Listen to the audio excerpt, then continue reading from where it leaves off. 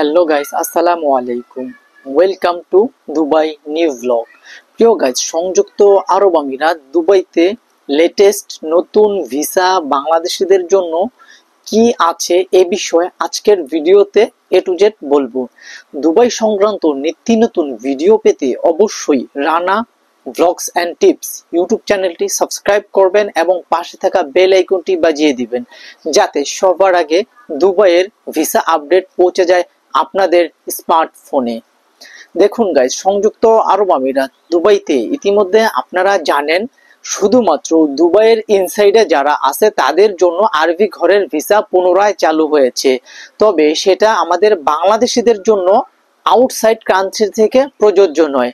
শুধুমাত্র দুবাই ইনসাইডে যারা আছে তারা চাইলে এক আরবি ঘর থেকে ক্যান্সেলেশন হয়ে অন্য আরেক আরবি ঘরে ভিসা লাগিয়ে কাজ করতে পারবেন বা ফ্রি জোনে ভিসা লাগিয়ে কাজ করতে পারবেন। আপনারা যারা ভাবতেছেন বাংলাদেশ থেকে আরবি ঘরের ভিসা নিয়ে দুবাইতে যেয়ে কাজ করবেন, সেটা আদৌ সম্ভব না।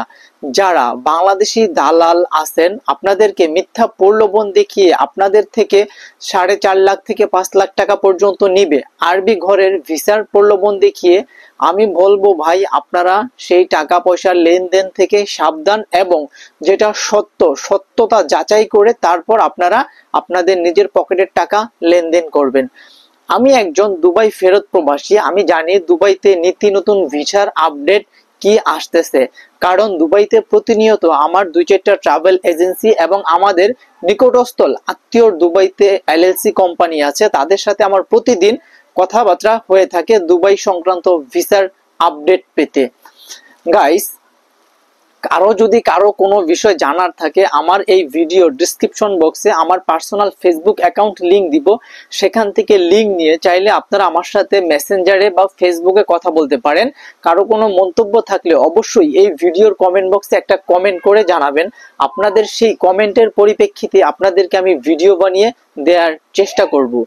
আর গাইস, দুবাইতে বাংলাদেশ থেকে বর্তমানে শুধুমাত্র ডেলিগেট ইন্টারভিউর মাধ্যমে ট্রান্সগার্ড কোম্পানিতে লোক নিচ্ছে প্রতিনিয়ত।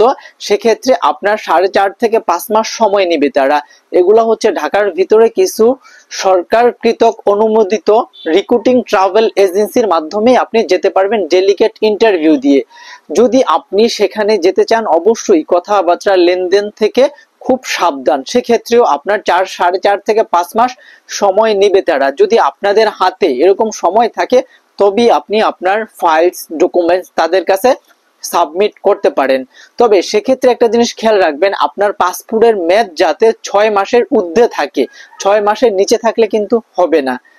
আর গাইস, বাংলাদেশ থেকে বর্তমানে সকল প্রকার ভিসা আপাতত বন্ধ আছে, দুবাইতে ট্রান্সফার ভিসাও আপাতত বন্ধ আছে। আপনারা যারা বাংলাদেশ থেকে কোনো কোম্পানিতে যেতে চান সেটাও আপনার দুবাই ফ্রিজন কোম্পানি, ট্রান্সগার্ড কোম্পানিতে যেতে পারবেন, বা আরো 2-1টা কোম্পানিতে ভিসা চালু আছে, সেগুলো আপনার খুব অল্প সীমিত আকারে ভিসা হচ্ছে।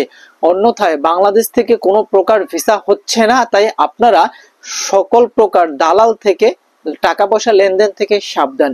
ভিডিওটা কেমন হয়েছে অবশ্যই কমেন্ট করে জানাবেন। সবাই এ পর্যন্ত ভালো থাকবেন। এটাই ছিল দুবাইয়ের সর্বশেষ লেটেস্ট ভিসার আপডেট। আল্লাহ হাফিজ।